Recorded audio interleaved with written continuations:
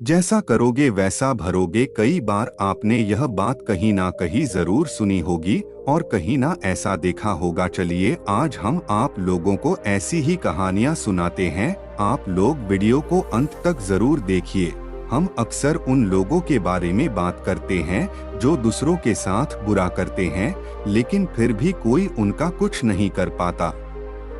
यही सोचकर हमसे ज्यादातर लोग बुरे काम करने लग जाते हैं। हम सब यह भूल जाते हैं कि कर्मों का हिसाब कभी भी तुरंत नहीं होता। किसी के साथ बुरा करने वाला भले ही आज सुखी हो, लेकिन कभी ना कभी उसे उसके कर्मों का फल भोगना ही पड़ेगा। भले ही उसे देर से ही, लेकिन भोगना तो पड़ेगा ही पड़ेगा। चाहे वह व्यक्ति कुछ भी कर ले, जो उसने किया है उसका फल तो उसे भोगना ही पड़ेगा। श्री कृष्ण ने गीता में कहा था कि जो जैसा कर्म करेगा उसे वैसा फल मिलेगा या वैसा फल प्राप्त होगा। बहुत समय पहले की बात है। शहर से दूर गांव में एक दुकानदार था जो अपने ही गांव से एक व्यक्ति से रोजाना 1 किलोग्राम मक्खन खरीदा करता था। वह दुकानदार कई सालों से उस व्यक्ति से मक्खन की खरीदारी कर रहा था। एक दिन उस दुकानदार ने सोचा कि मैं रोज इस व्यक्ति से मक्खन खरीदता हूँ, लेकिन बहुत समय से मैंने इसके मक्खन का वजन तौलकर नहीं देखा। कल तौलकर देखूंगा कि ये मक्खन 1 किलोग्राम से कम तो नहीं देता। अगले दिन जब वह व्यक्ति मक्खन देकर गया, तब वह दुकानदार ने मक्खन का वजन किया तो देखा मक्खन सिर्फ 900 ग्राम है। उस दुकानदार को काफी गुस्सा आ गया। वह दुकानदार गुस्से में गांव के पंचायत के पास गया और उसने उस व्यक्ति की शिकायत कर दी। गांव की पंचायत बैठी और उस व्यक्ति को बताया गया कि तुम पर इस दुकानदार ने धोखा देने का आरोप लगाया है।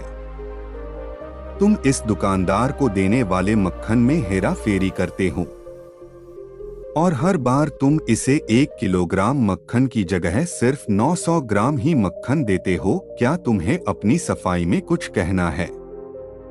वह व्यक्ति बहुत हिम्मत जुटाते हुए बोला, सरपंच जी, मैं तो एक गरीब आदमी हूँ, मैं हेरा फेरी कैसे कर सकता हूँ? मेरे पास वजन तौलने के लिए सही माप नहीं है। मैं रोज इस दुकानदार से अपने लिए 1 किलो गेहूं खरीदता हूँ और अगले दिन उसी गेहूं को तराजू के एक तरफ रखकर इस दुकानदार के लिए मक्खन तौलता हूँ। मैंने इसमें क्या हेरा फेरी की? अब आपको जो भी पूछना है इस दुकानदार से पूछिए। पंचायत में बैठे सभी लोगों को पूरी सच्चाई समझ आ गई और उन्होंने उस दुकानदार को गांव से बाहर करवा दिया।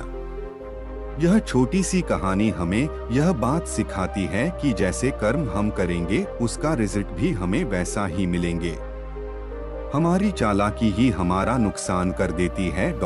हम जो भी दूसरों को देते हैं या दूसरों के साथ जैसा भी व्यवहार करते हैं, वह कभी ना कभी लौटकर हमारे पास ही आता है। किसी के साथ अच्छा करोगे तो आपके साथ भी अच्छा ही होगा। उसी तरह किसी का बुरा सोचोगे और बुरा करोगे तो आपके साथ भी बुरा ही होगा। जिसे दुकानदार को अपने ही चालाकी से नुकसान झेलना पड़ा, उसी तरह हमें भी अपने कर्मों की वजह से कभी ना कभी नुकसान झेलना ही पड़ता है। दूसरों के साथ हमें बुरा करके हमें 1, 2 या 10 बार बच सकते हैं, लेकिन एक ना एक दिन उसका परिणाम हमें भुगतना ही पड़ता है। हम अपने कर्मों के फल से नहीं भाग सकते हैं। बुरे करने वाले के साथ बुरा ही होता है, फिर चाहे वह आज हो या आने वाले 1 साल बाद हो। उसी तरह अच्छा करने वालों के साथ अच्छा ही होता है। कई बार हमें यह लगता है कि दूसरों के साथ गलत करके हम बच जाएंगे, लेकिन ऊपर वाला हर किसी के कर्मों को देखता है और उनका हिसाब रखता भी है और जरूरत पड़ने पर हिसाब बराबर भी कर देता है। इसीलिए कभी भी गलत ना करो और ना ही कब यह सोचो कि उल्टे सीधे काम करके हम बच जाएंगे। जिंदगी को बेहतर तरीके से जियो, ईमानदार बनो।